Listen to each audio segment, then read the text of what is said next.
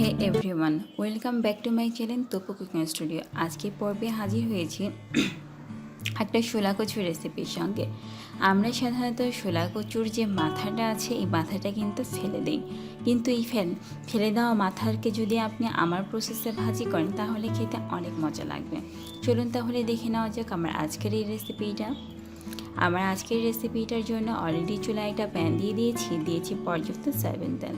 তেলটাকে এই জন্যই বাড়িয়ে দিলাম যেহেতু এটা একটা ভাজির রেসিপি, এই জন্য তেলটাকে সবসময় বাড়িয়ে দিতে হবে। দিয়ে দিয়েছি অলরেডি 1/4 কাপের মতো কুচি করে রাখা পেঁয়াজ কুচি। রেসিপিতে পেঁয়াজ ইউজ করার ট্রাই করবেন। পেঁয়াজটাকে একটু নেড়ে চেড়ে দিয়ে দিচ্ছি কচুর মাথাটাকে। দেখুন আমি কচুর মাথাটাকে আমি ছোটো ছোটো করে 4 ফালি করে পিচ করে কেটে নিয়েছি। এখন এই মাথাটাকে আমি খুব ভালো মতো ভেজে নেব।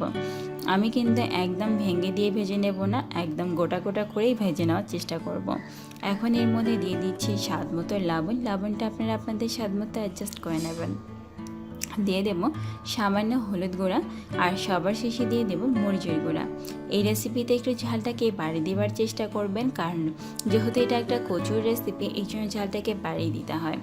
আমি মরিচের গুঁড়া ইউজ করলাম, আপনি চাইলে কাঁচা মরিচ বাটা কিংবা কাঁচা মরিচও ইউজ করতে পারতেন। আপনার পছন্দ মতো যে কোনো একটা ইউজ করলেই চলবে।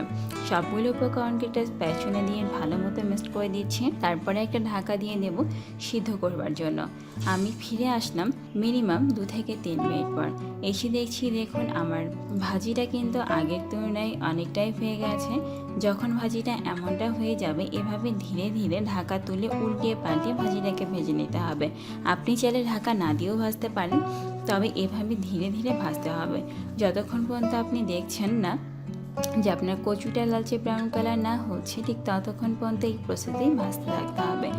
যখন দেখবেন কচুটা অনেকটা লালচে ব্রাউন কালার হয়ে গেছে এবং আগের চেয়ে অনেকটা কমেও গেছে, দেখেই মনে হচ্ছে যে ভাজি হয়ে গেছে, তখনই বুঝে নিতে হবে যে আমার এই ভাজিটা অলরেডি ডান। এখন কিন্তু দেখেই মনে হচ্ছে আমার ভাজিটা এখন অলরেডি ডান। এই জন্য আমি এখন রেসিপিটাকে সার্ভিং বলে নামিয়ে নিচ্ছি। আশা করব আমার আজকের এই কচুর মাথার ভাজি রেসিপিটা আপনাদের ভালো লেগেছে। যদি আপনারা এই ভাজিটা একদিন বাড়িতে তৈরি করেন তাহলে আপনারা আর এই মাথাটাকে ফেলে দেবেন না। আমার প্রসেসে ভাজি করবেন, আশা করব রেসিপিটা বাড়িতে ট্রাই করবেন। রেসিপিটা খেতে কেমন লাগলো তা আমাকে জানাবেন কমেন্ট সেকশনে। ভালো লাগলে আমার চ্যানেলটাকে সাবস্ক্রাইব করে আমার পাশেই থাকবেন। ধন্যবাদ সবাইকে।